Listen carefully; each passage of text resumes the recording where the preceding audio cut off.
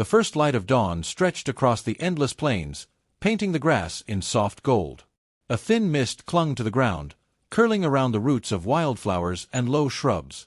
Somewhere beyond the horizon, mountains stood like silent guards, their jagged edges fading into the morning haze. In this quiet world, a shadow moved with strength and grace. It was the wild mare.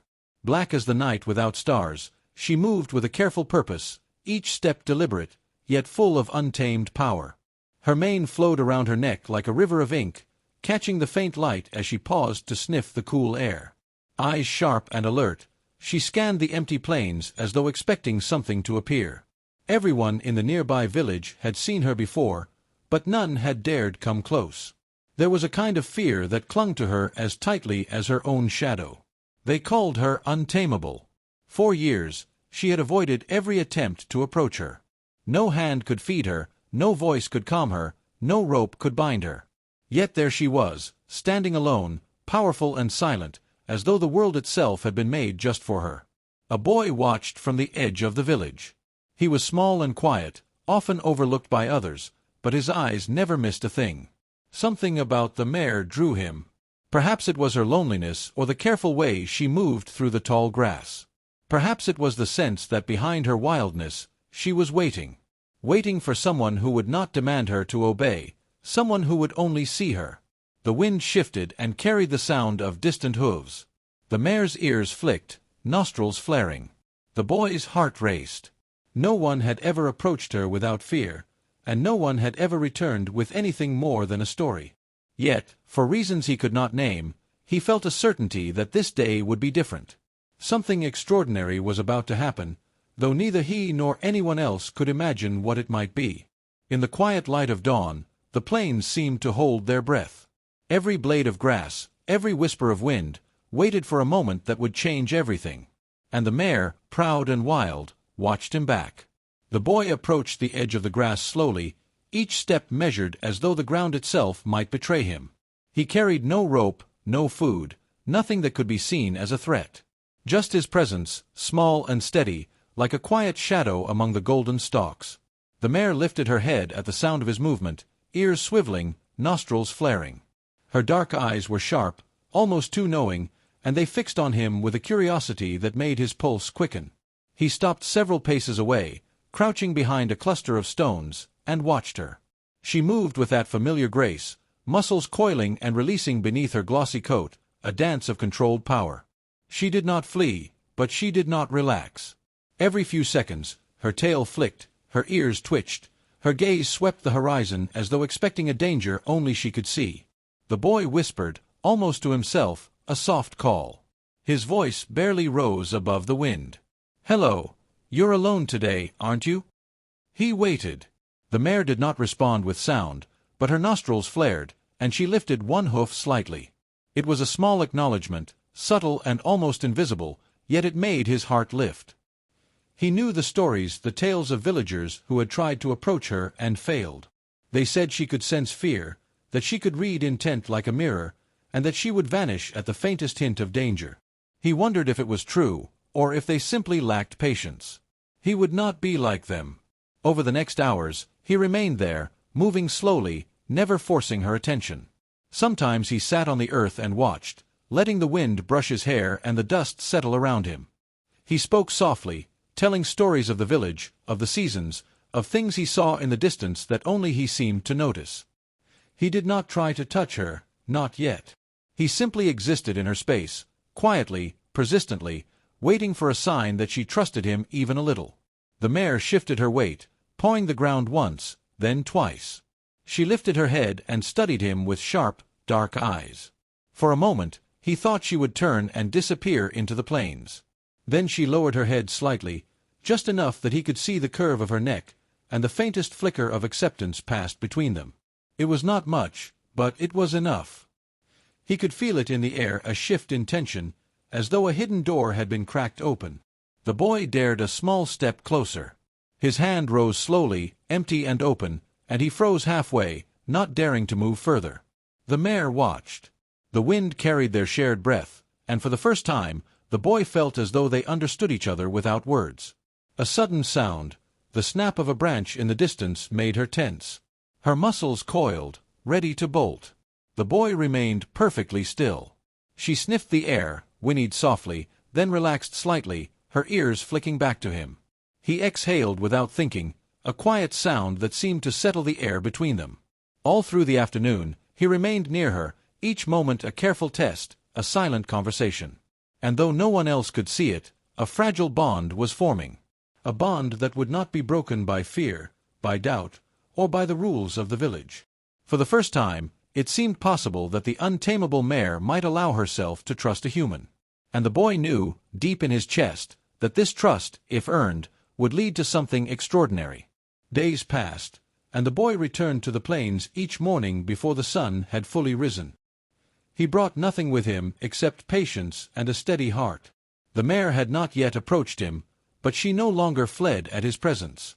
She would lift her head from the grass to watch him, her dark eyes sharp and unreadable, yet not hostile. He learned to read her small movements.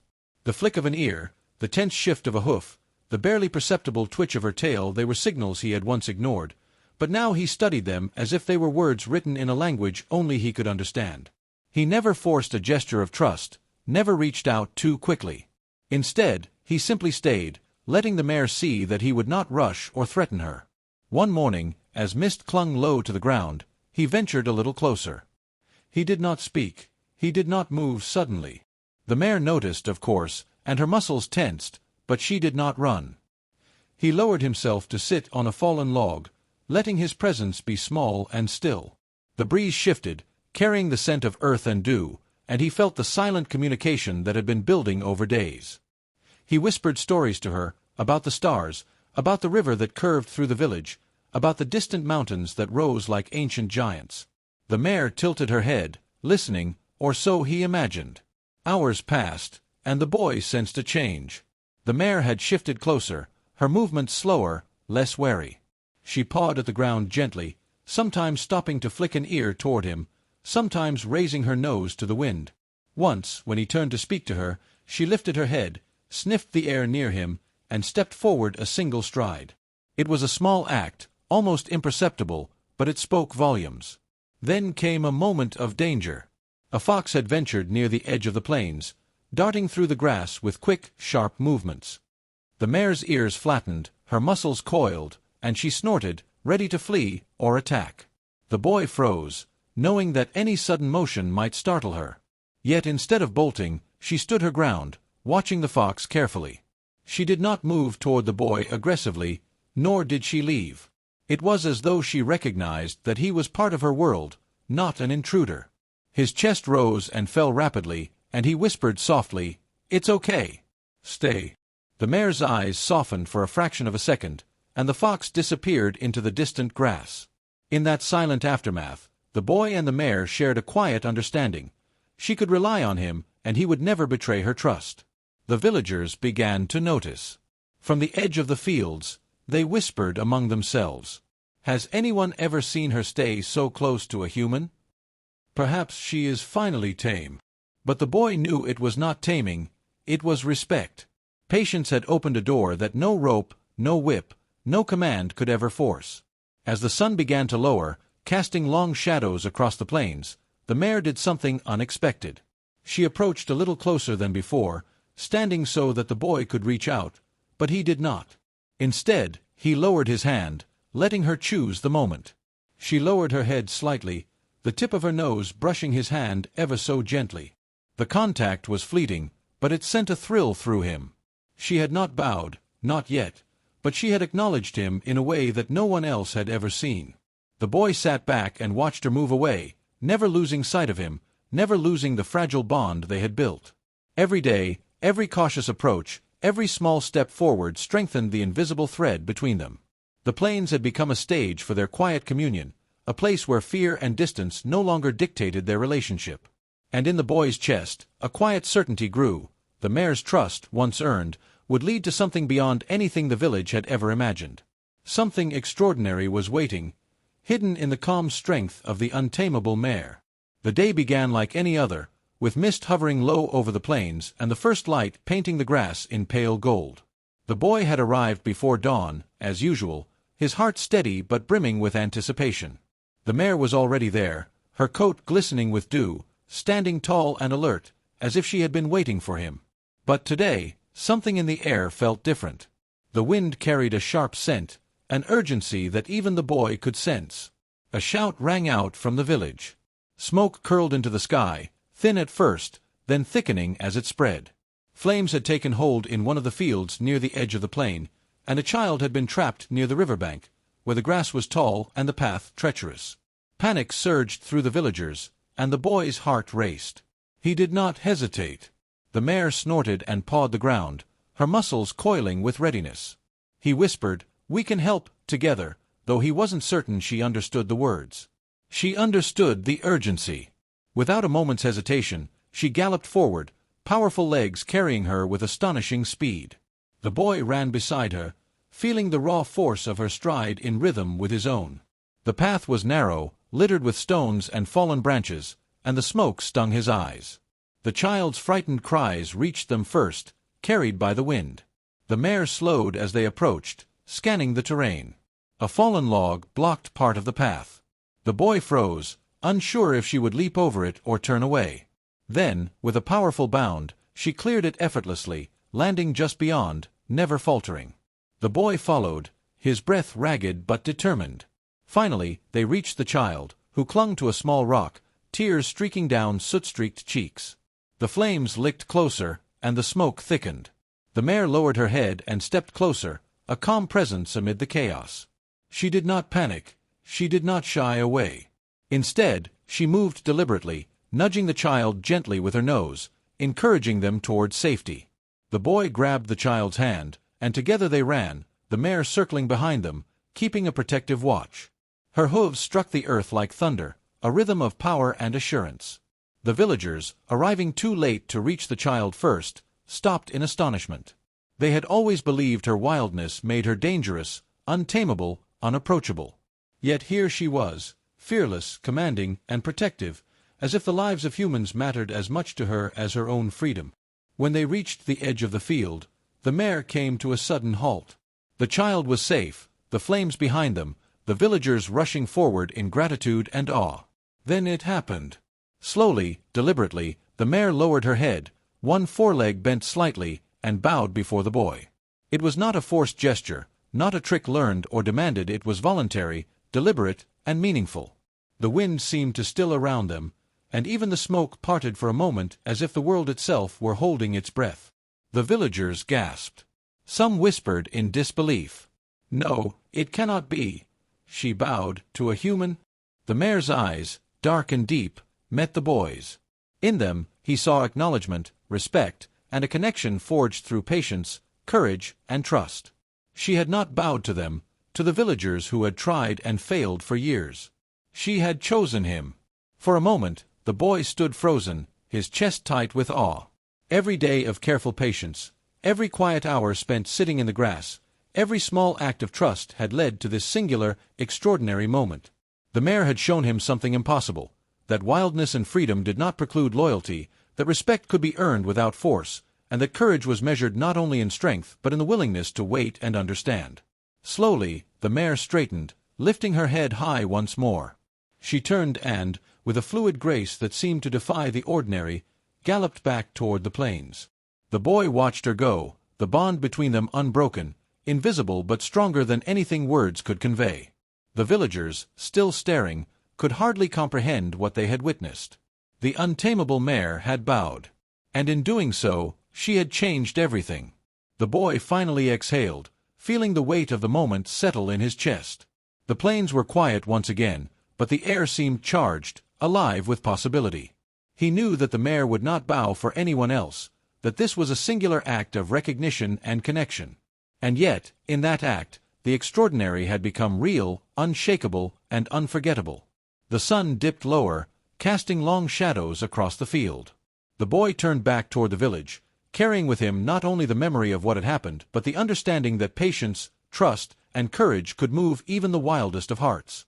And somewhere in the distance, silhouetted against the fading light, the mare ran free, untamed yet changed forever.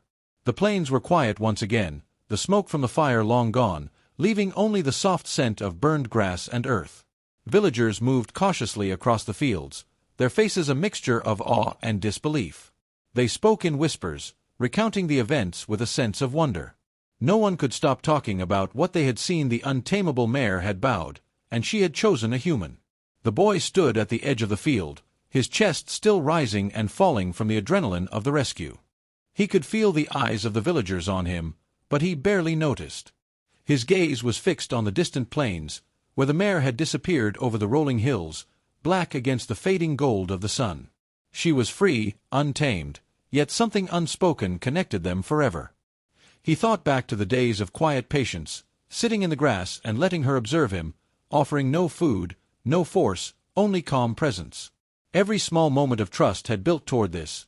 Every cautious step forward had led to a bond that could not be broken by fear or doubt. He realized that the extraordinary act she had performed was not a gift given lightly. It had been earned through understanding, respect, and courage. The villagers slowly approached, offering words of praise and astonishment. They spoke of bravery, of the boy's determination, of the mare's choice to protect and recognize him. But he only smiled quietly. The words felt small compared to what had happened, compared to the silent communication that had passed between him and the mare. That night, as the stars began to appear over the endless plains, he returned home with a heart full of gratitude and awe. He knew that the mare would remain untamable to the rest of the world, that she would run free and wild, but she had left a mark on him that could never be erased. And in turn, he had left a mark on her, a bond built not on control, but on trust. He thought of the lessons the plains had taught him. Patience can be stronger than force, respect can be louder than commands, and trust can create wonders that words cannot describe. The extraordinary was not in the bow itself, but in the connection, in the choice, in the courage to wait and to understand. And somewhere far away, under the moonlit sky, the black mare ran through the fields, proud and untamed. Yet, if she looked back, she would see him there, standing quietly, knowing that between them, a remarkable understanding had been born. One that would endure as long as the plains stretched beyond the horizon, wild and free.